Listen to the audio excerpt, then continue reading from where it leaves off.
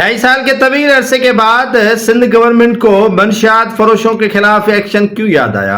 2.5 साल इक्तदार के मसनद पर बैठी पीपल्स पार्टी सिंध के अंदर क्यों मंशियात के खिलाफ ऑपरेशन क्लीन अप करने की मंजूरी दी? आईजी सिंध से अब क्यों मुकालमे किए जा रहे हैं कि कोई एमपीए एमएनए आपको कॉल करे तो मुझे जरूर बता देना।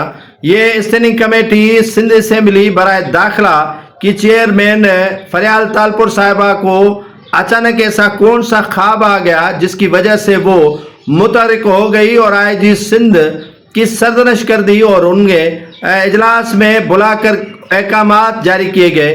क्या सिर्फ ये अमली काम है या ऊपर से डंडा है या सिंध गवर्नमेंट खुद मुतहरिक हुई है या वज़ीर दाखिला सिंध ज़ियाउल हसन लंजार को बचाने की कोशिशें की जा रही हैं? सिंध में आपको मालूम है कि 5 से 6 अजला ऐसे हैं जहां पर मंशियात फरोशों को खुला मैदान दिया गया है, जिसमें पुलिस के कई अफसरान भी मुलविस पाए गए हैं जो रातों रात अरबोपति बन गए हैं। मंशियात फरोशों की सहूलतकारी के खिलाफ आटे में नमक के बराबर एक्शन लिया गया है। भले का बकरा सदके का बकरा सिर्फ जो पुलिस के कांस्टेबल हैं या हेड मुहर्रिर हैं या एएसआई सब इंस्पेक्टर और इंस्पेक्टरों को बनाया गया है। आज तक कोई एसएसपी इन सारे मामलात में मुअत्तल भी नहीं हुआ है और उन पर मुकदमा भी दर्ज नहीं किया गया है। जो सिंध असेंबली स्टैंडिंग कमेटी बराए दाखिला का इजलास हुआ था, उसमें आईजी सिंध ने एतराफ़ किया था कि मुझे फ़ोन आती है जब भी कोई मंशियात फरोश गिरफ्तार होता है या उनसे मंशियात बरामद की जाती है। वीगोज, डालोज और ट्रकों में मंशियात का जो खाम माल है वो तैयार होता है पुलिस एहलकारों के घरों में और पुलिस एहलकार वहीं से सप्लाई करते हैं और पुलिस के प्रोटोकॉल, पुलिस के मोबाइलों में जो है वो ये सारा काम किया जाता है।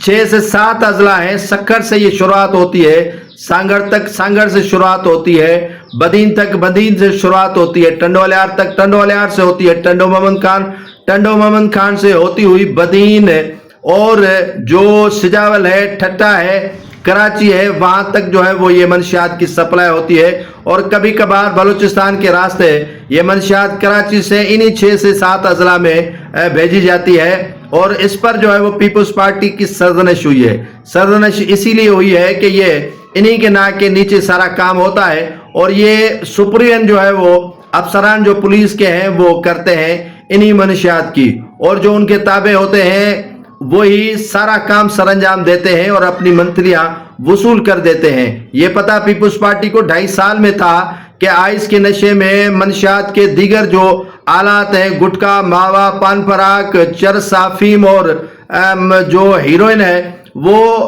आसानी से सिंध भर में फरोख्त की जाती है।